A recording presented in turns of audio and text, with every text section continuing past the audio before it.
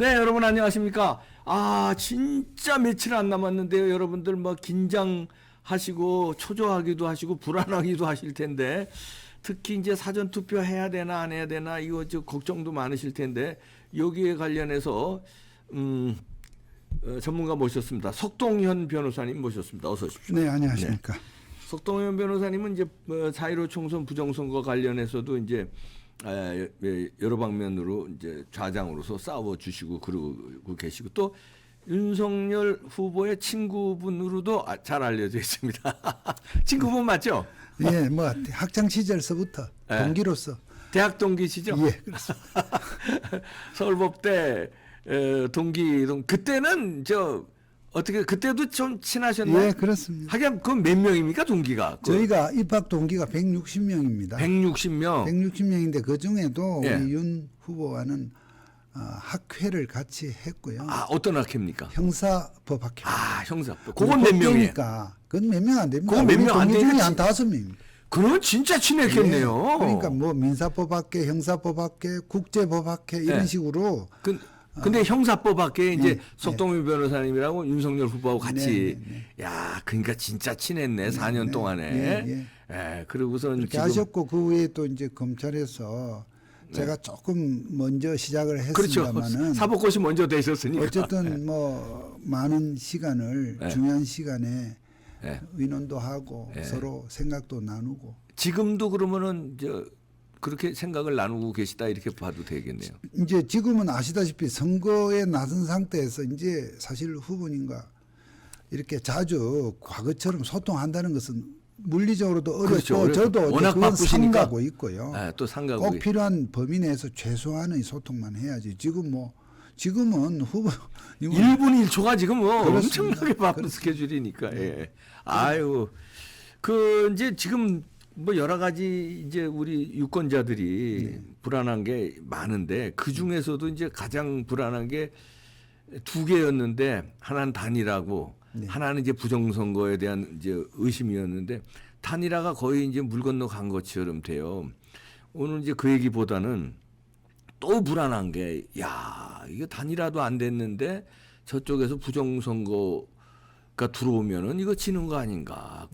정권 교체의 열망은 이렇게 뜨거운데 이래서 지면은 이거는 어떻게 되는 건가. 그게 지금 국민들이 완전히 불안한 거예요. 그렇습니다.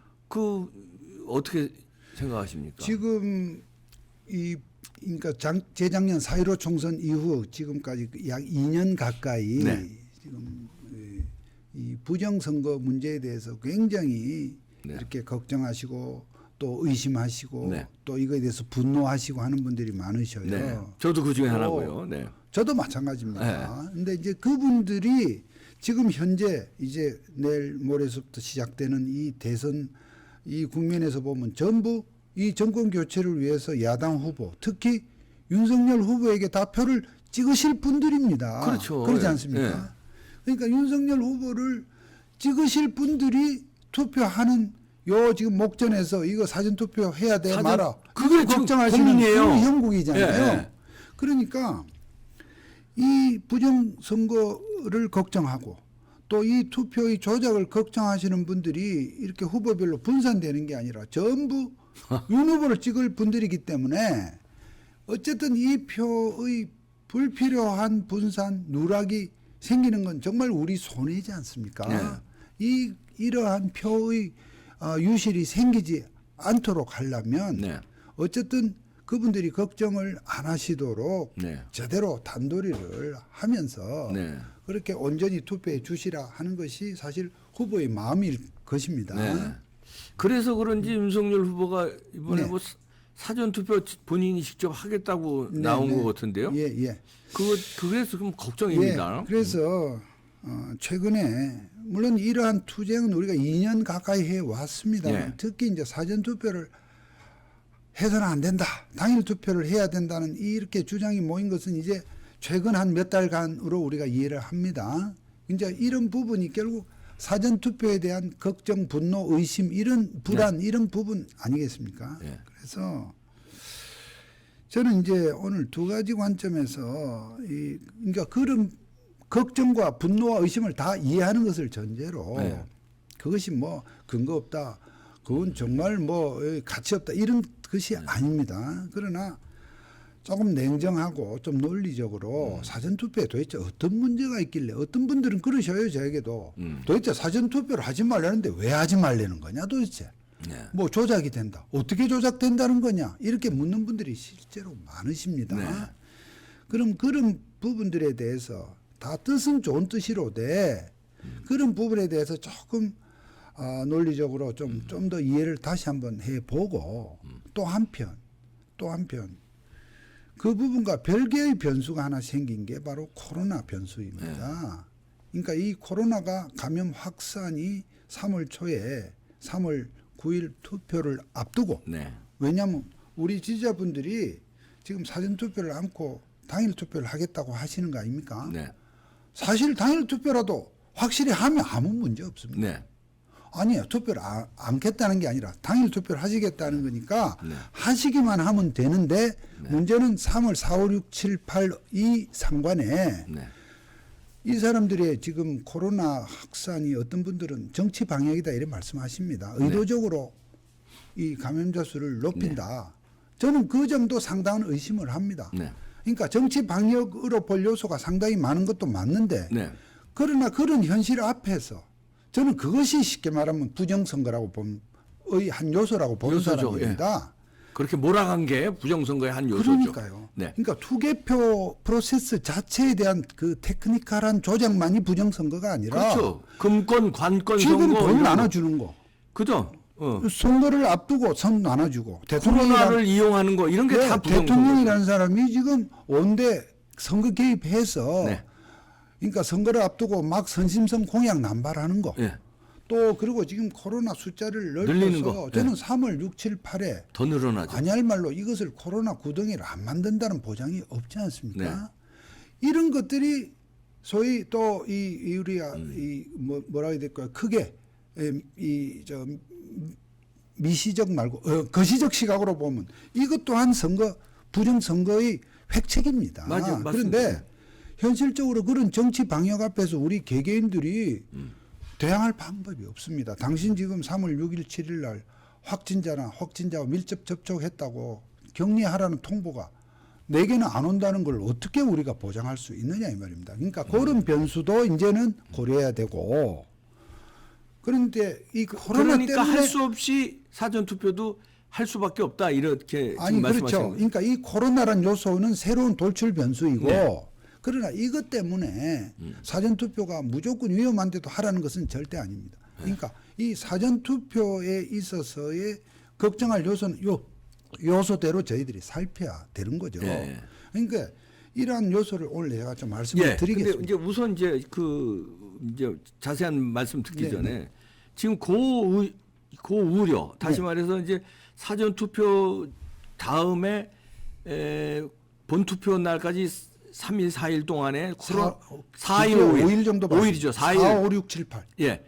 4, 5, 6, 7, 8. 그러니까 요 5일 동안에 확진자가 많이 늘어서 격리자가 되면 네. 투표율이 떨어지면은 어떻게 할 거냐 이건데 네. 격리자가 확진자가 돼도 6시부터 7시 반까지 네. 투표할 수 있지 않습니까? 네. 맞습니다. 그런데 예. 저는 이렇게 생각해요. 자, 많이 늘어나도 30만 명, 40만 명 늘어났다고 칩시다. 네. 야, 그냥 막 정부가 이제 본투표를 못하게 막 정치 방역을 해가지고 막 확진자를 늘려서 30만 명, 40만 명 격리자로 해놨어요. 그런데 그게 전국에 40만 명이면 자기 지역에 우리 동네에 투표할 수 있는데 몇 명이겠습니까? 그런데 6시에서 7시 반 사이에 투표 못할까요? 의지만 있으면요. 그 시간에 코로나 확진 아니라 뭘 해도 수술을 했어도 휠체어 내가 한 표 행사한다고 가는 국민들이에요. 지금 네. 정권 교체를 바라는 국민들. 6시에서 7시 반 사이면 저는 시간 충분하다고 봅니다. 왜냐하면 전국에서 40만 명이면 우리 동네에는 끼케야 몇십 명이에요. 끼케만 하나 봐요. 우리 동네 투표소에는 아주 많다고 몇백 명이라고 칩시다. 아주 많아서 우리 동네에 집중적으로 모였어 그래 코로나 환자가. 그래도 몇백 명이라도 6시부터 7시 반 사이에는 전 투표할 수 있다고 봅니다. 그러니까 본투표 하는 거를 흔들면 안 된다고 봐요. 그러니까 본투표에 대한 의지. 왜냐하면 자라보고 놀러 가서 소투봉 놀란다고 지난 4.15 총선에 놀래가지고 이번에 사전투표 부정 안 하려는 법 없다. 그리고 난 본투표 하겠다. 그럼 본투표 열심히 하시라고 독려해야지. 이걸 사전투표를 독려하면은 이게 흔들리기 이게 우리 아군이 분산되는 효과가 있어서 이게 큰일입니다. 이게 또 그냥 할 수 없는 사람은 사전투표 하지만 할 수 없는 사람은 사전투표 하지만 본투표에 의지가 있는 사람은 죽기 살기로 나가서 본투표 해야죠. 무슨 얘기입니까? 그럼 제가 네. 서두 말씀을 좀 드리고 싶은 게 있었는데 네네, 첫머리에 자 우선 이번 선거에 저는 이긴다고 봅니다. 네. 그러니까 제 말씀의 기조는 네. 정말로 이게 막 정말로 걱정이 되고 초조해서 제가 드리는 네. 말씀이 아니라는 뜻입니다. 네. 이번 선거는 어쨌든 우리 국민들이 50% 이상이 줄곧 이 정권의 교체에 네. 열망하는 지금 여론을 보여주고 있고 또 여러 가지 면에서 이재명이라는 후보가 얼마나 불량합니까? 네. 그런 점에서 저는 기본적으로 이 선거는 엊그제 결렬된 단일화 결렬에도 불구하고 네. 우리 보수 우파의 세가 결집함으로써 네. 저는 이긴다는 확신을 갖고 있고요. 그런데 이런 걱정을 우리가 논하는 것은 좀 더 큰 차이로 이기고 싶다는 그런 마음이 있다는 점 말씀드리고요. 근데 변호사님 아니, 그러니까요. 죄송한데 예. 지난 4.15 총선 한 달 전까지만 네, 해도요. 그 당시의 야당이죠. 미래통합당이 압승한다는 여론이 훨씬 높았어요. 예, 그런데 압니다. 뚜껑 열으니까 180석으로 민주당이 이겼잖아요. 예, 부정선거에 그렇긴 당해서. 합니다. 그렇긴 한데 이번에도 제가 그래서 모릅니다, 저는. 물론 이제 네. 끝까지 긴장해야 된다는 것이 네. 또한 당연히 전제가 되고요. 또 한 가지 오늘 제가 왜냐하면 이 방송을 보다 화가 나서 끄실 분도 계시기 때문에 예. 아니, 제 이거 말씀에 들으셔야 됩니다. 제 말씀에 들으셔야 돼. 의 어떤 그걸 요약해서 말씀드리면 네. 사전투표에 관한 부분도 제 말씀의 이 요체는 결론 부분을 미리 말씀드리는 이런 겁니다. 그러셔야 돼요. 나는 사전투표 안 하겠다, 당일투표 하시겠다는 분은 하십시오. 그렇게 하시면 됩니다. 그렇지. 예. 그리고 다만 혹여 사전투표를 주회해서 하신다는 분이 계실 때, 왜냐하면 사전투표를 하셔야 될 분이 또 계시거든요. 네. 그런 분에 대해서 너 사전투표하면 그 표 뭐 어떻게 달아나는 거야, 혹은 뭐 절대 하지 마라는 그런 부분에 대해서 너무 혹시 과민할 수 있다고 네. 생각하는 부분을 오늘 제가 말씀드리려고 하는 겁니다. 네. 그러니까 제 흐름은 무조건 사전투표를 해라. 또는 뭐 사전투표를 안 하면 안 돼. 이런 개념보다 지금 저희들이 사전투표든 당일투표든 하여튼 많이 해야 되고 그래서 사전투표를 하셔도 하실 분은 하시라 하는 얘기를 제가 말씀드리려는 건데 한번 들어보시고 네. 제 말씀이 네. 좀 더 꼭 예, 끝까지 예. 들어보시기 예, 바라고요. 들어보십시오. 제 입장은 그겁니다. 예. 가능한 한 본투표에 사생 결단을 하고 휠체어를 타고라도 간다 우리 국민들은. 저는 이제 그러면 그 주장을 이제 하는 이것이 거고요. 두 가지 얘기가 될 겁니다. 사전투표 자체에 그러면 걱정하시는 부분 네. 도대체 한번 짚어보는 일이 있을 것이고 네. 이 코로나라고 하는 이 돌출 요소에 대해서는 이건 부정투표하고는 직접 관련은 없는 문제인데 어느 부분부터 먼저 말씀을 드릴게요. 뭐 편하신 대로 하시죠. 근데 코로나부터 그럼 먼저 네. 얘기를 하겠습니다. 코로나에 대해서 방금 우리 이 대표님께서 방금 이제 30만, 40만 말씀하셨잖아요. 아니 이건 객관적인 이 정치 방향이라는 걸 전제로 제가 얘기하겠습니다. 어제 20만이었습니다. 예, 그러니까 예를 들어서 저는 3월 4, 5, 6, 7, 8이 지금 이 나쁜 사람들이 획책을 하려 치면 저는 20만보다 상회할 걸로 봅니다. 그러니까요. 그러면 4, 5, 6, 7, 8 100만입니다. 우선. 예. 100만이 되고 확진자만 말입니다. 예. 이 확진자가 되면 어쨌든 격리 상태가 되며 밀접 접촉자들에 대해서도 가족들 예. 격리를 했는데 지금 그 부분은 좀 풀었어요. 완화가 된 것 예. 같아요. 밀접 접촉자 자 그러면은 찬성하겠습니다. 20만 곱하기 5일 100만이라고 우리가 가정을 하면 우리 대표님 말씀대로 지금 요즘 같은 이런 정권 교체 열망이 높은 상황에서 투표장에 다 갈 것이다. 예. 저녁 6시부터 7시 반 사이에 저는 뭐 정말로 그렇게 해주기를 바라는 사람입니다. 그러니까 그렇게 또 될 것입니다만 행여 저희들이 우려하는 것입니다. 이거 몸조심하자는 겁니다. 이를테면 그 가운데는 그렇게 막상 되고 또 노약자 되시는 분들은 또 가족들이 말리는 경우가 생긴다는 겁니다. 이제 그런 부분 때문에 이 3일이라는 기회에서 이틀을 묶어버리고 즉 이 이틀은 아예 제외시켜 버리고 하루에 우리가 어떤 초점을 맞추다가 혹시 그런 낭패를 만날까 하는 것이 있고요. 예. 또 어떤 분들은 제게 이렇게도 말씀하셔요. 이게 코로나가 우리한테만 오나? 저 좌파에는 안 오나? 똑같다. 조건은 똑같은데 왜 그러냐 이러십니다. 그 점도 인정합니다. 사실 그렇지 않습니까? 그런데 이 또한 저희들이 어쨌든 철저히 긴장하고 대비를 해야 되는 저 입장에서 보면 진짜 좌파 저자들은 코로나 아니라 우코로나가 와도 지금 이재명이를 저쪽은 이재명이를 또 지키려고 얼마나 또 악을 씁니까? 저는 오히려 저 사람들은 코로나가 와도 진짜 갈 텐데 오히려 지금 우리 우파 분들은 기본적으로 또 이 법규를 지키는 DNA가 좀 있으세요. 좌파보다는.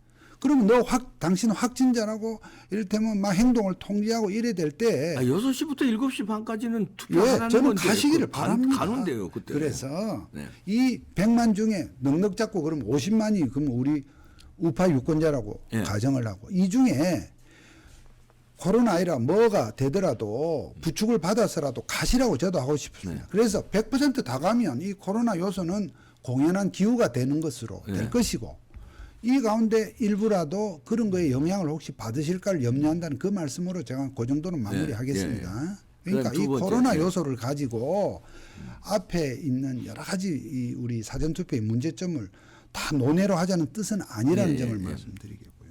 그럼 이제 사전투표로 가보면 저는 이게 현재 현안이 되고 있는 것이 한 3가지라고 봅니다. 왜냐하면 요 최근에 우리 황교안 대표께서 연일 광고에서 지적하는 3가지 요소를 가지고 제가 말씀드립니다. 첫 번째, 사전투표를 하면 사전투표를 해도 되느냐? 사전투표를 하면 도대체 문제가 어떤 문제가 생기느냐? 어떤 조작이 일어나고 어떤 왜곡이 생기느냐 하는 거를 좀 알고 싶어 하는 분들이 계십니다. 그리고 두 번째는 투표 관리관 도장 문제를 말씀하십니다. 그러니까 투표 관리관들이 투표 관리관이 원래 사전 투표를 당일 투표도 마찬가지예요. 이 도장을 개인 도장을 찍도록끔 되어 있는데 지금 그것을 선관위가 안 지키고 있고 이것은 분명히 위법입니다. 그리고 이 위법을 시정하기 위해서 나름대로 문제 제기를 했고 최근에도 국민의힘 쪽에서 문제 제기를 했었습니다만 선관위가 그 관성적인 그 타성적인 태도로 응하지를 않고 있는 것이 사실입니다. 그러니까 법에 안 맞게 하는 거죠. 즉 하나하나 일일이 개인 도장을 찍어야 하는데 이거를 그 사전투표지가 한 분 한 분 프린트돼서 나올 때 아예 이것까지 인쇄를 해버렸죠. 인쇄를 해서 나오도록. 근데 이거를 왜 이렇게 하느냐? 이거에 어떤 문제가 있느냐? 이거에 대해서 지금 일부 우리 이 문제 제기하는 진영에서는 싸워라. 투표관리관에게 항의를 해라. 또 심지어 고발을 해라. 이렇게들 말씀하십니다. 그런데 이런 상황이 현실에서 사전투표소에서 어떻게 이 상황을 어떻게 봐야 될 것이냐. 이게 두 번째고요. 세 번째는 전문 문제. 저희 투표지를 이렇게 저렇게 접어라 하는 부분이 나옵니다. 그러다 보니까 어떤 분들은 이거를 몇 번을 접어야 되느냐, 어떻게 접어야 되느냐 이런 것까지 걱정스러운 질문들을 하세요. 요 3가지를 좀 말씀을 해보려고 합니다. 그럼 제가 쭉 말씀을 드릴까요? 네. 저는 이제 왜 초대 손님이시니까 제 주장은 뭐 우리 구독자님들이 대부분 아실 테니까 그래서 이제 들어보고 있습니다. 첫 번째 그 3가지 중 첫 번째가 이제 사전 투표를 하면 과연 조작이 되느냐, 어떻게 조작이 되느냐. 좀 더 구체적으로 내가 그러면은 홍길동인데 사전 투표를 만약에 하면 이 2번을 찍은 이 투표를 하면 이 투표지가 어디로 달아나느냐, 또는 내가 2번을 찍었는데도 1번 찍은 것처럼 그렇게 취급이 되느냐, 될 수 있느냐. 또 어떤 분들은 이렇게도 말씀하십니다. 개별적으로 그렇게 꼭 된다 안 된다는 말할 수 없으나 사전투표자 수가 많으면 많을수록 모수가 커지면 그 모수의 일정 비율을 어떠한 그 조작과 변형을 그러니까 그 어떻게 하는 부분에 들어가면 다들 막 여러 가지의 모호한 주장들이 있습니다. 저는 그것을 규명하고자 여태까지 2년 동안 이 소송이 매달리고 있다 해도 과언이 아닙니다. 아무튼 그래서 모수가 커지면 조작 비율이 높아지니까 아무튼 안 할수록 좋다. 이겁니다. 그렇죠. 예. 그런데 저는 참 제가 이런 주장을 하면 저도 저에게 특히 이제 이 부분에 예민하신 분들로부터 어떤 원망이 들어올 걸 저 모르는 바 아닙니다만 제가 말씀드릴 수 있는 것은 저는 이 소송을 하면서 한편으로 소송이라는 메커니즘과 별개로 이것이 어쨌든 뭔가 이상한 일이 벌어졌고 어떤 형태로 이 일을 도모를 한 사람들, 획책을 한 사람들을 네. 어떻게 그러면 이런 짓을 저질렀을까? 네. 범죄의 그 흔적과 또 이것을 규명해서 단순한 재판 문제를 넘어서 이런 사람 가만히 둘 수가 없잖아요. 네. 그 수사를 한다는 관점에서 네. 봤습니다.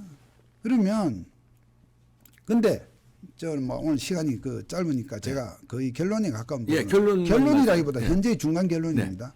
저는 뭔가 4.15 총선에서 민경욱 의원 지역뿐만 아니라 여러 지역에서 모종의 사전투표에서 어떠한 그 수 결과의 조작이 일어났다고 보는 사람입니다. 그런데 그거를 크게 보면 두 가지 방법이 있겠죠.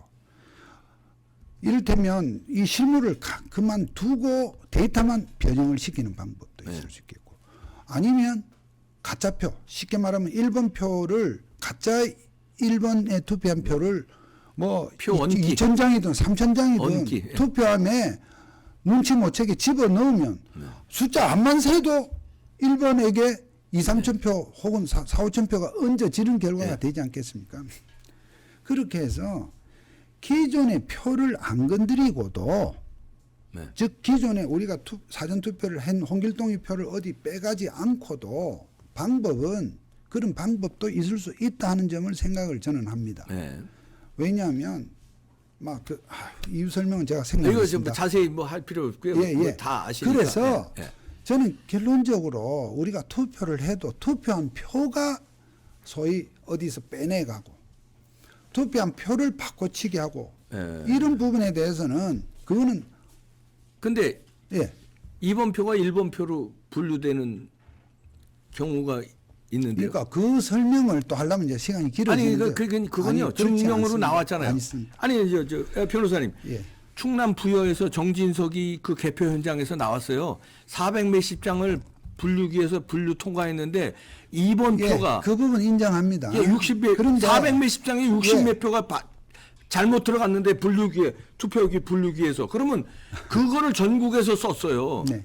그런데 그거는 2번 표를 1번 표로 몇 장 중에 하나가 들어갔다는 얘기인데. 그래, 자 지금 이 자리에서 그 예. 부분에 대한 뭐 확정적인 내가 시비를 말씀드리기는 조심스럽고요. 근데 어쨌든 우리가 민경욱 그러면 그 의원 지역에서도 우리가 재검표를 하고 그럼 거기서도 예를 들어서 부여에서 일어난 건 일어났다고 우선 가정을 합시다. 그러면 우선 근데 그 분류기가 전국에 똑같이 사용하는 똑같은 분류기라 하더라도 지금 우리가 예.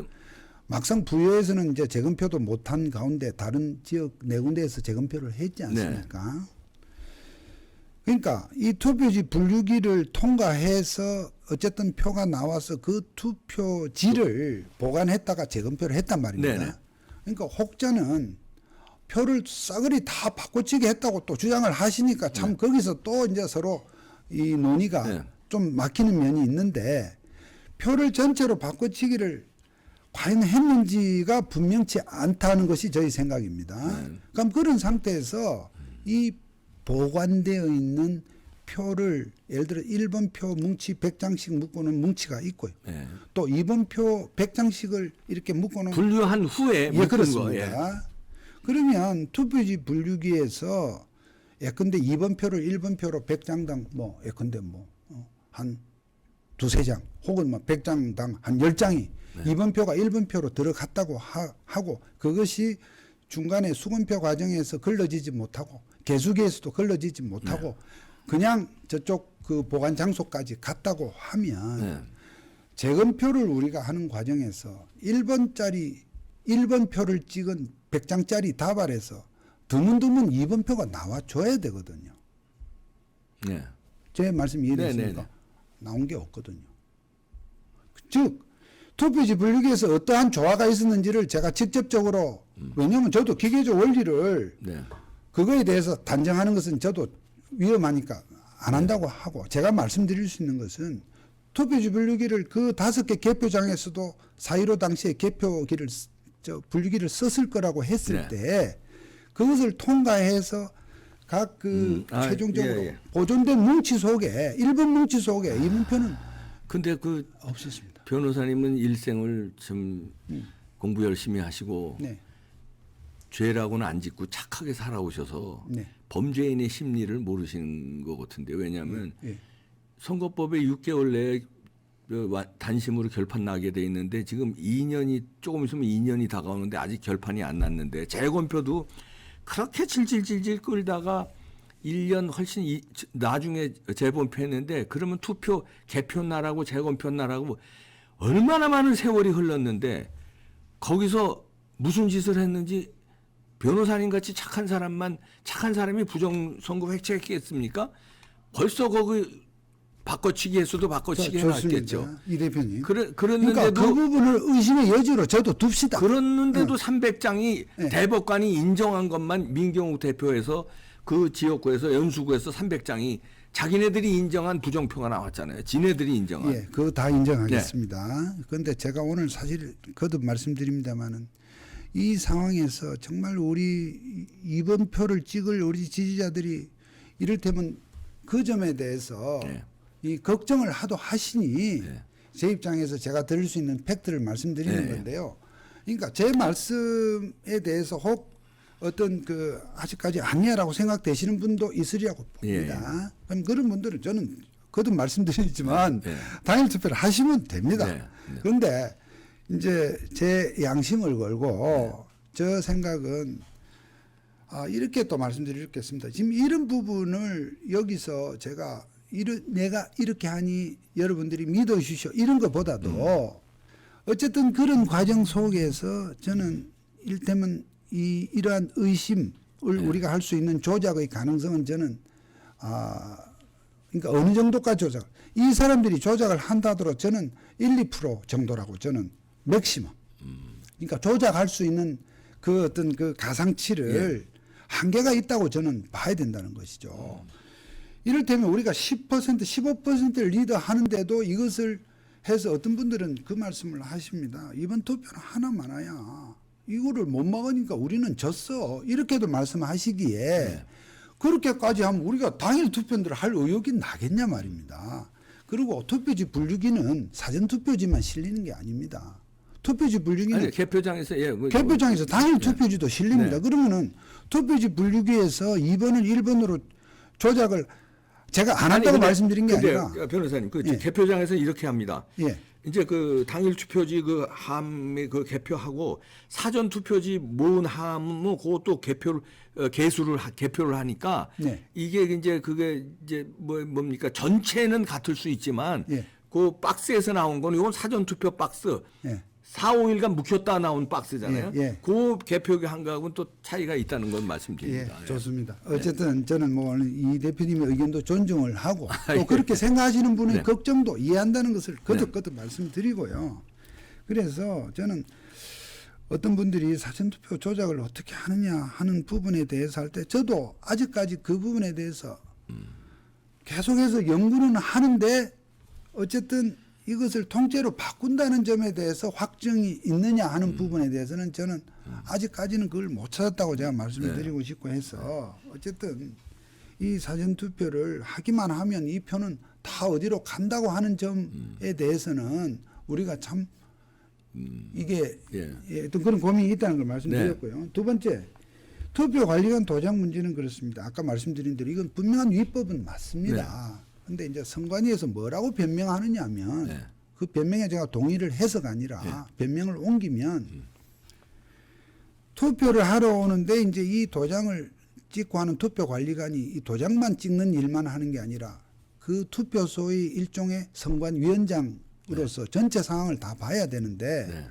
이 도장을 이렇게 찍다 보면 혹여 도장이 그럼 어떤 사람에게 어쩌다 빠지면 그 투표는 무효가 되는 문제가 있고 하니까 그러한 이 굉장한 이 업무 부담 때문에 이 이 도장을 인쇄 지금 하고 있다고 얘기를 합니다. 그러니까 어쨌든 우리가 그 법에 변명, 안 맞다는 점에서는 변명입니다. 비겁한 변명이고 변명이고 범죄자들의 자, 범명이고요. 그래서 이 부분은 분명히 저는 입법적으로 QR 코드와 같이 이 부분은 입법적으로 네. 자, 이 현실이 이렇다면 그럼 투표 관리관을 그럼 2명, 3명으로 늘리든지 한 사람은 도장 찍고 한 사람은 나머지 관리를 하는 걸로 하든지 그런 방법으로 가야지 이 투표자의 한 사람 한 사람 진본성을 확인하는 이 절차를 그냥 인쇄 형태로 하는 것은 분명히 안 맞습니다. 아니 근데 저희가 이제 안 맞는데 예. 대표님 문제는 자 이것을 그러면은 전체를 투표자 수와 투표지 매수라든지 이 또는 그 투표 서버를 통해서 총체적으로 우리가 체크를 해 들어가야지. 네. 저는 투표하는 유권자 개개인이 거기서 투표 관리관과 말하자면 이 도장을 찍어라 안 찍으면 내가 고발하겠다 하고 경찰관한테 신고하고 이런 상황이 저는 만약에 투표소 곳곳에서 일어날 경우에 이번에도 그러면 투표지에는 그 개인 도장이 아니라 투표 관리관의 개인 도장이 아니라 일률적으로 인쇄된 도장이 찍혔습니까? 그렇게 됩니다. 이번에도. 예. 그러니까 제도가 많이 국힘당에서 개선을 했다고 하는데 이건 또 개선을 못했군요. 그러니까 국힘 쪽에서 뭐 저와 관계없이 국힘 차원에서 의원들이 개선해온 어떤 여러 가지가 부분들이 있죠. 있는데 요 사항은 어쨌든 개선 못했군요. 유감스럽게도 이걸 개선했어야 예, 되는데. 그 점에 대한 아쉬움은 뭐 저도 예. 다를 바 없습니다. 몇 개 그런데 개선했다고 예. CCTV 등등 뭐 다를 바 없는데 보완했다고. 우리나라에서 저도 뭐 과거 검사 생활을 했습니다만 저는 무소불위 기관은 법원 검찰도 좀 무소불위성 약간 좀 교만한 기관이지만 저는 선관위만큼 저는 거기는 이렇게 엄청납니다. 무소불위는 없다고 봅니다. 네. 그러니까 그분들은 어떻게 보면 그분들이 자기네들의 업무적 사정 관행 이런 부분에 대한 이런 뭡니까 이 양보 내지는 이 심지어 이분들은 말이죠. 법하고 규칙이 안 맞는다는 부분에 대한 문제의식도 조금은 약해요. 즉, 법은 개인 도장을 찍으라고 돼 있는데, 이제 우리 그 선관위에서 말이죠. 무슨 규칙으로다가 이렇게 인쇄 날인을 하도록 규칙을 만들었어요. 이 모법에 안 맞는 거죠. 그러면 이건 법률가인 제가 볼 때는 이 규칙은 완전히 위법 무효입니다. 그런데 선관위 이 관계자 제가 대화한 몇몇 분의 경우에는 규칙으로 만들어서 나름대로는 법규화했기 때문에라고 설명들을 하십니다. 그래서 이거는 국회에서 법을 새로 이 현실에 맞추든지 또는 현실을 법에 맞추든지 이렇게 해야지 법 따로 현실 따로는 안 된다는 걸 얘기를 했고요. 이거가 굉장히 중요한데요. 이거는 반드시 이번엔 뭐 법으로 마련을 못했으니까 할 수 없다 치더라도 이거는 반드시 우리가 은행에 가면은요, 우리가 뭐 송금을 하든지 인출을 하든지 뭐 그럴 때 은행 담당 직원의 그 개인 도장을 거기 찍습니다. 당연합니다. 왜냐하면 나중에 책임 소재가 내가 처리한 거, 이 은행에도 그 지점에도 여러 명이잖아요. 누가 처리했는지 요 지점에서 처리한 건 다 나와요. 네. 그렇지만 거기도 담당 직원이 문제 생기면 거기 누가 담당 했는지 직원이 알아야지. 여러 명인데 야 네가 했는지 내가 했는지 모르면 안 되니까 당연히 알아야지. 자기 개인 도장 이봉규면 뭐 이봉 짜든지 이렇게 했는 게 나중에 책임 소재를 묻는 건데 예. 이 투표 관리관도 마찬가지입니다. 그 투표소 예를 들어서 종로구면 종로구에서도 투표소가 많고 한 투표소에서도 여러 명이 투표 관리관이 있어요. 아닙니다. 한 명입니다. 아니 한 투표소에서는 투표 관리관이 한 명입니다. 투표 관리관이 한 명이에요? 예. 한 명이 그 많은 걸 다 처리합니까? 아니 그러니까 이 인쇄돼서 나오니까 뭐 처리라는 게 아니 있습니까? 그러니까 인쇄되는 게 잘못이라는 얘기. 인쇄가 안 되고 아니, 그러니까 도장을 찍으려면 그러니까. 선관위가 변명하는 게 바로 그겁니다. 그러니까 그게 말이 안 되는 거예요. 그러면 은행에서도 개인 담당 도장 찍지 말고 다 그냥 그 무슨 국민은행이 국민은행 도장으로 다 전국을 갖다가 국민은행 도장으로 다 찍었다는 얘기인데 관리한 사람 없이 그게 말이 안 된다는 얘기예요. 그래서 이건 반드시 네. 이거는 선관위가 무슨 업무 편리하게 하기 위해서 하는 것도 있겠지만은 저는 이 점에서 부정선거의 시비를 원천 차단하기 위해서 자기들이 책임을 모면하기 위해서 했다고 저는 봅니다. 이거 결정적인 건데 이거 고쳐야 돼요. 자, 고쳐야 이건 무조건 하고요. 고쳐야 됩니다. 예, 고쳐야 하는데 네. 이제 내일 모레 이제 사전 투표를 그래도 또 우리 쪽에서도 하러 가시는 분이 계실 텐데 저는 거기서 이를테면 선관위 측의 이 해명 그렇습니다. 어쨌든 투표소마다 투표관리관이 한 명이기 때문에 누가 했는지를 따질 필요도 없다는 얘기도 하는데 어쨌든 그 투표관리관 나오세요. 왜 이거 개인 도장 안 찍으세요? 하고 조금 이 다혈질이신 분이 예를 들어서 거기서 경찰을 부르고 신고를 하고 이렇게 하시다 보면 자칫 제 노파심입니다. 자칫 이를테면 투표도 못 하시고 밀려나실 수도 있지 않겠나는 걱정마저 드는 겁니다. 그래서 제가 절대로 선관위를 두둔하잖아요. 선관위 이 제도를 변명하자는 게 아니에요. 제가 대변하자는 것이 아니라 현재 이런 상황에서 총체적으로 우리가 근데 이 말씀도 좀 드릴게요. 어쨌든 지금 선관위 직원들은 지금 바짝 긴장하고 있는 게 맞는 것이 2년 전에는 사실 저희 보수 진영이 무방비로 당했다고 하면 지난 2년 동안에 우리 그 진영에서 정말 불철주야 비가 오나 눈이 오나 이 부정선거에 대한 캠페인을 해왔고 좀 미흡하기는 하나 어쨌든 야당에서도 나름대로의 감시책을 주장을 하고 하다 보니까 거기다가 요번에 또 지금 야당으로 정권 교체가 될 확률이 지금 높고 하다 보니 지금 선관위도 제가 그동안 이 문제를 갖고 그 사람들을 상대를 해보면 타성은 안 바꾸겠지만 긴장은 좀 하고 있다. 긴장하고 있는 것은 분명합니다. 그런 점에서 그렇다고 해도 우리가 뭐 10명이 지켜도 한 명 도둑을 못 막는다면 못 막습니다만 그러나 전반적으로는 이 상황에 대해서 이 굉장히 긴장하는 분위기가 돼 있다는 점은 제가 분명히 말씀드릴 수 있고 그래서 혹여 우리 유권자분들이 거기서 투표관리관과 싸우고 경찰 부르고 하는 이런 부분에 대해서 좀 저기 걱정이 된다는 말씀을 드렸고요. 그러니까 그렇게 하도록 대처 요령을 경찰관한테 신고해라 고발해라고 하는 이것이 저는 좀 이렇게 이 바람직한 대처 요령은 아니지 않냐는 생각을 합니다. 즉 전체적으로 우리가 투표자 수와 투표지의 크로스 체크라든지 이런 감시 체제를 만들어야 된다는 것입니다. 세 번째 요까지 말씀드리겠습니다. 투표지를 접는 문제인데요. 사실은 투표지를 몇 번 접어야 된다는 건 없습니다. 법에는 어쨌든 접어서 넣으라고 돼 있는 것은 일종의 이제 이 투표의 비밀을 보장하기 위한 그런 약간의 의미로 들어간 조항 같지 접지 않으면 무효가 된다거나 또 접지 않으면 이것이 어떤 조작을 의식한 조항은 아닌 것으로 아니 근데 사전 투표는 본 투표하고 달리 봉투에 넣는 거 아니에요? 관내 사전 투표. 관내 사전 투표요. 봉투에 넣기 때문에 접을 수밖에 없어요. 네, 그것은 접을 수밖에 없는데 관내 사전 투표에서 빳빳한 용지가 나왔다는 거는 그 자체가 있을 수 없는 일이다. 그러니까 지나간 선거에서, 지나간 선거에서 이 투표지가 손바닥만한 크기의 이런 투표지인데 이것이 접은 흔적이 없다는 점이 지금 문제가 되고 있고 그 논쟁의 여지는 그냥 두더라도 이번에 대통령 선거는 후보자가 몇 명인가 14명까지 나와가지고 어차피 투표지가 아래로 좀 길쭉합니다. 길어요. 그래서 관내 투표뿐만 아니라 당일 투표나 관내 사전도 우리 어떤 일반적인 우리 행동 경험칙상 적어도 한 번 또는 두 번을 접을 가능성이 많긴 합니다. 근데 이제 제가 말씀드리고 싶은 것은 어떤 분들은 꼭 딱지 접듯이 막 꼬깃꼬깃 그렇게까지 할 필요는 없지만 두세 번 접으면 되죠. 그렇게 해야 되냐고 하시길래 그거는 몇 번만 접으면 됩니다. 두세 번만 접으면 됩니다. 꼭 그렇게까지 하실 건 아니다는 말씀을 드리고요. 또 안 접는다 해서 무효가 되는 건 아니다 하는 점입니다. 그래서 이 접는 문제에 관한 여러 질문을 받다 보니 제가 그 말씀을 드렸습니다.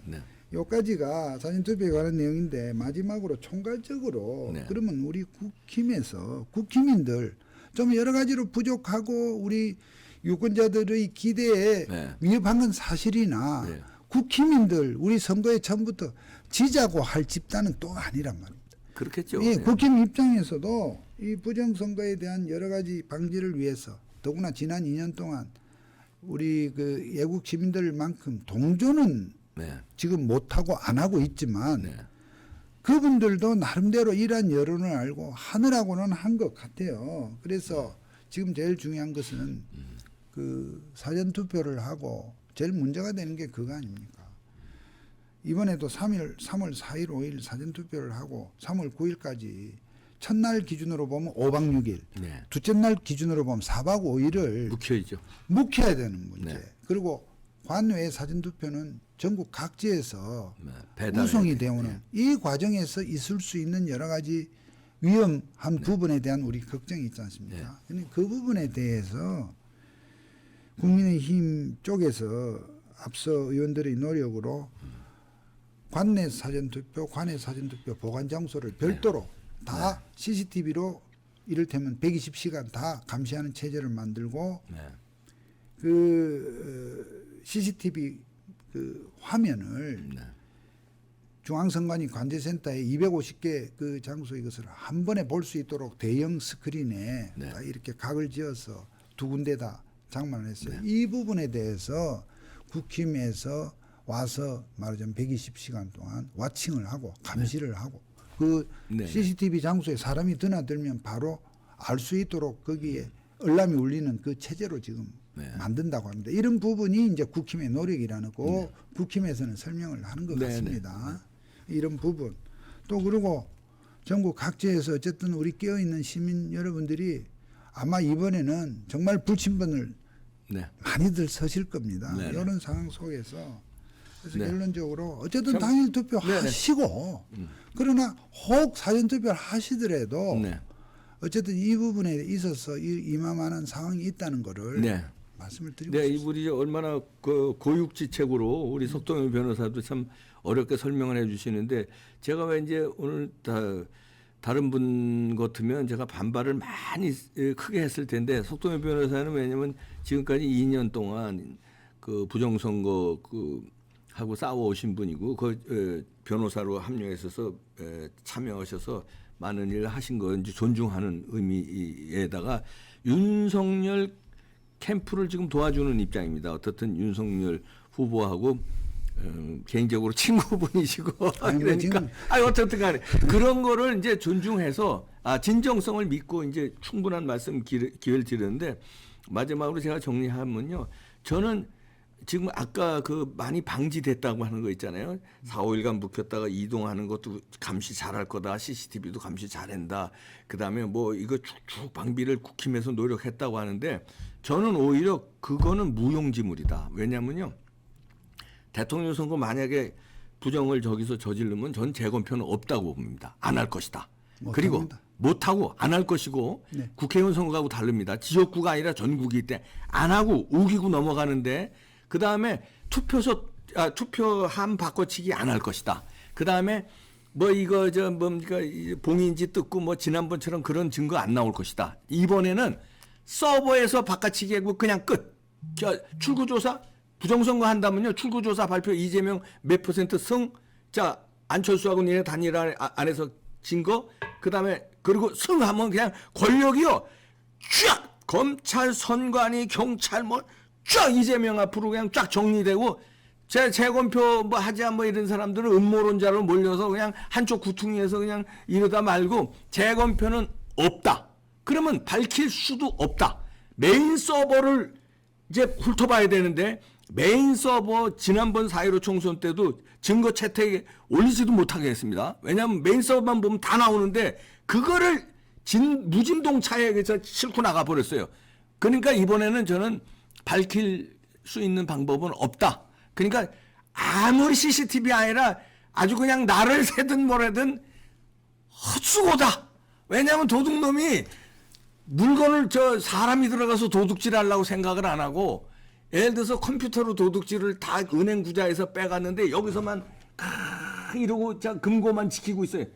금고가 아니라 은행 구자에서 서버로 들어와서 빼갔는데 이것만 지키고 있어요. 아무 소용없는 짓을 이번에 하고 있다. 접고 나발이고 무슨 뭐 관인이 어쩌고 나발이고 아무 의미 없는 거가 될까봐 저는 걱정하는데요. 예, 지금 존중합니다. 들으신 대로 석동현 변호사님도 어느 정도 일리 있는 말씀 많이 하셨으니까 이제 어떻든 그래도 우리가 투표를 최선을 다해서 해야 되니까 당일 투표 코로나 걸렸어도요 1시간 반이라는 충분한 여유가 있습니다. 미리부터 준비하시면 5시부터 준비하셔서 앞에 가셔서 진치고 있다가 6시부터 투표하시면 되고요.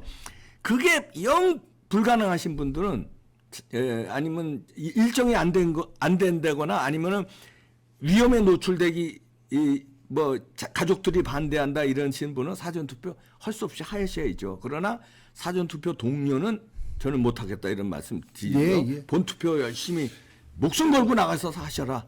그러니까 그게 우리가 최선이고 압박을 해야 우리가 이제 아까 변호사님도 말씀하셨지만 지금 선관위도 긴장하고 있다. 그러니까 그만큼 이제 우리 국민들이 1인 시위도 하시고 부정선거 반대 집회에도 열심히 참여하시고 한 결과 국민의힘도 조금 바뀌었고 선관위도 긴장하고 이런 결과가 나타났으니까 이번에도 긴장에 끈 놓지 않게 우리는 계속 이 부정선거에 대한 압박을 해야 되고요. 아직도요 국민의힘 대표라는 사람은요 오늘 나온 뉴스에 보니까 제외 사전 투표 위조 투표용지가 발견됐다고 호들갑을 떨면서 분명히 그렇게 썼습니다. 보수 유권자가 음모론을 해가지고 이 표가 나왔다고 이건 보수 유권자가 조작한 거라고 SNS에 올렸어요. 근데 그게 실제 제외 나왔던 걸로 밝혀졌어요. 근데 이 친구가 사과도 안 하고 그 자기가 올린 걸 내리고 말았습니다. 그 사람이 누구냐 하면 당 대표예요. 국힘에. 그러니까 그럼 우리는 누굴 믿느냐 이게 당 대표가 그따위로 우리 보수 그것도 음모론자라고도 안 합니다. 보수 유권자라고 그래요. 보수 유권자가 이런 조작된 사진을 올려가지고 사전 선거를 흔들어 놓는다. 그런데 실제 제외 투표 한 게 나왔어요. 그게 실제 호주 무슨 구에서 한 거래요. 그런데 실제 한 거를 가짜 뉴스로 막 뒤집어 씌워가지고 그걸 민주당에 해도 시원찮은데 국민의힘의 대표가 이준석 대표가 그렇게 했다가 사과도 안 하고 은근슬쩍 그 글을 내렸어요. 이런데 국민들이 뭘 믿어야 되느냐 이런 얘기입니다. 네. 참 걱정스러운 대목입니다만 네. 제가 이제 그 부분은 일단 코멘트를 유보하기로 하고요. 네. 어쨌든 지금 말씀대로 아까 우리 대표님 말씀 중에 지금 당일 투표에도 저녁 1시간 반 동안을 네. 코로나 확진자를 위해서 지금 그 투표 시간을 만들어 두었지 않습니까? 그러니까 이 대표님 말씀 맞다나 뭐 숫자가 뭐 몇십만이라 하더라도 네. 전국에 당일 투표소는 사전 투표소보다는 훨씬 많고 많으니까, 집 그럼요. 근처입니다. 네. 그러니까 아마 저 당일 투표소가 뭐 14,000여 개소 될 겁니다. 그러니까 뭐 정말 40만이라 해도 50만이라 해도 한 투표소에 네. 뭐 이렇게 저렇게 통틀어서 뭐 얼마 안 돼요, 사실. 몇십 명에서 네, 몇십 명. 100명 그런 정도라고 볼 수 있습니다. 그러니까 악착같이 그럼요. 악착같이 악착같이 했습니다. 맞아요. 그래서 저도 어쨌든 당일이든 사전이든 네. 하기만 하면 됩니다. 네, 맞습니다. 그런데 어쨌든 나는 당일을 더 선호하시면 저는 그대로 존중해야 된다고 네. 봅니다. 다만 이제 이 대표잖아. 후보가 예. 윤 후보 입장에서 이제 어제도 신촌에서 유세하면서 사전 투표를 좀 부탁하고 하는 것이 예. 당일 하지 말고 사전 투표만 해라는 뜻은 아닐 아니죠. 것입니다. 맞아요. 네. 그러니까 절대로 표를 한 표라도 우리 표가 어디 투표를 그럼요. 못해서 빠지는 일이 없도록 하라는 그 그런 마음의 우려에서 했다고 일환입니다. 이해합니다. 그래서 어쨌든 그런 것이 참 중요하다는 말씀을 참 드리고 싶고요. 또 한 가지 제가 아까 말씀 중에 빠졌는데 저희가 최근에 무슨 안심투표위원회를 만들어서 어떻게든지 그 선관위에다가 투표관리관 도장을 법은 이렇게 돼 있으니까 찍으라고 해도 하도 안 해서 막 때를 써도 안 되고 네. 답답은 했습니다만 그래서 하나 얻어낸 게 사전투표함부터 먼저 개표해라. 네. 왜냐하면 우리 국회의원 선거 때 곧잘 듣는 얘기가 밤 12시 지나서 사전투표함을 여니까 뭐가 뒤바뀌더라. 네. 이런 얘기들을 곧잘 듣지 않습니까? 네. 이번에는 어쨌든 개표를 할 때에 사전 투표 먼저 개표하기로 했습니까? 예. 아, 사전투표함부터 먼저 그러면 개표를 해라. 관내 사전투표. 네. 관내 사전투표는 사실은 당일 투표함이랑 기본 구조는 또 투표함 안에 투표지가 다 들어있지 않습니까? 네네. 관 외 사전 투표는 봉투도 네. 이 뭡니까 절단해야 되고 이런 과정이 있지만 그래서 관내 사전 투표는 먼저 네, 네. 해라. 왜냐하면 이번에는 투표 시간이 어떻든 1시간 반이 연장된 셈이기 때문에 개표 시작 시간이 네. 과거보다 한두 시간 늦습니다. 늦는 그런 점을 생각할 때 관내 사전 투표부터 해라고 했고요. 그래서 어쨌든 우리 이 시민, 우리 또 특히 우리 이봉규 TV 유권자분들이 보시기에는 아직도 멀었어 이렇게 생각되실 겁니다만 어쨌든 이렇게 저렇게 다각도로 선관위를 긴장을 저희들이 시켜 나가고 있다는 말씀을 드리겠고요. 네. 아무쪼록 이번에 아이고 이거 시간이 길어졌습니다. 뭐 이거 투표 해봐야 소용없다고 하시는 분들께 우리가 투표는 해야죠. 멋있게 우리가 이겨 투표 당일 보여줄 수밖에 투표하셔야 없습니다. 됩니다. 당일 투표하셔야 예, 되고 멋있게. 어쩔 수 없는 분은 사전 투표 하시고요. 그래서 이제 축구에서도 공격이 있고 수비가 있잖아요. 그래서 이제 윤석열 후보도 이해해요. 그러나 저희 입장은 이제 방어를 해야 되는 입장이니까 방어하는데 우리는 충실하고 또 방어만 해서는 이길 수 없으니까 윤석열 후보는 공격하는 입장에서 그런 말씀을 했다고 충분히 이해하고 예. 우리가 총화 단결해야 되겠습니다. 그리고 어떤 분들은 네. 그 말씀도 하시죠. 마지막 말씀을 제가 드리자면 뭐 후보가 당일 투표를 해야 될 거 아니냐 이런 말씀들을 많이 염려로 하셨습니다. 저도 개인적으로 그렇게 생각합니다. 뭐 굳이 사전 투표할 거 없이 우리가 3구 대선이라고 그러는데 3월 9일 날 네. 그날 하셔라 하는 것을 제가 개인적으로는 캠프에 건의를 했는데 캠프 쪽 관계자들의 의견은 대략 이런 것 같습니다. 어쨌든 이게 그러한 프레임 속에 즉 이 여당이나 나머지 다른 어쨌든 이 친여 좌파 언론 이런 부분들로부터 이렇게 어떤 프레임 공격을 당하지 않기 위해서는 이 공당의 입장에서 뭐 선거의 부정 선거라든지 이런 식의 어떤 표현을 하기가 참 조심스럽다고 하소연을 하기는 합니다. 네. 그래서 윤 후보가 우리 유권자분들이 우리 보수 유권자분들이 볼 때 참 우리 대장이 말이야. 우리의 장수가 이거는 네. 우리의 뜻을 안 받아주나 이렇게 참 서운하실 부분이 많으실 텐데요. 그런 고충이 있다는 점을 네. 네. 하여튼 자 아주 목숨 걸고 여러분들 투표해 주시고 코로나가 우리의 의지를 못 꺾습니다. 아무리 뭐 정치 방향이든 투표하시기 바라고요. 만약에 이 말씀 끝으로 마무리 말씀 드리는데 만약에 부정선거에서 정권 교체가 이루어지지 않는다면 그 책임은 국민의힘 오롯이 국민 앞에 이완용급으로 된다는 거 명심하시고 임해 주시기 바라고요. 물론 안철수, 윤석열 후보 두 분 다 명심하시기 바랍니다. 져서는 안 될 선거를 방심해서 진 죄 역사 대대로 1000년, 2000년이 가도 그 죄 못 씻어요. 그 각오를 하시고 임해 주시기 바랍니다. 마치겠습니다. 예, 감사합니다.